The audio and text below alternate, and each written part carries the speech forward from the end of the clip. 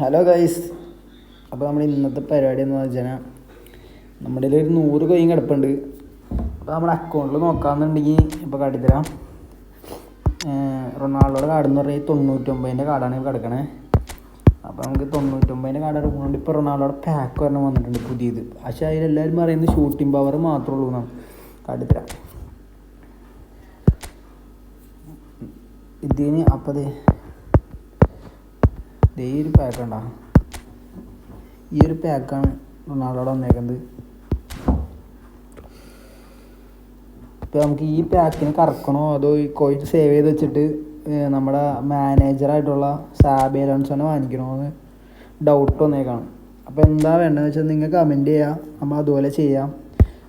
ഈ Xabi Alonso എന്ന് പറയുകയാണെങ്കിൽ ക്വിക്ക് കൗണ്ടർ ഡൗട്ട് ആയിട്ടുണ്ട്. Quick counter 89. നമ്മളിൽ ക്വിക്ക് കൗണ്ടറിൻ്റെ മാനേജർ ഇല്ല. ഇപ്പോൾ നമ്മുടെ റൈക്കാർഡും പിന്നെ മറ്റേ ആ ഫ്രീ കൊടുത്ത പൊസിഷൻ ഗെയിമിൻ്റെ ഫാബ്രിക്കാസും പിന്നെ ആരാളുള്ള കപ്പകളും ഉണ്ട്. അത് നമ്മൾ പൈസ കോയിൻ കൊടുത്തിട്ടാണ്.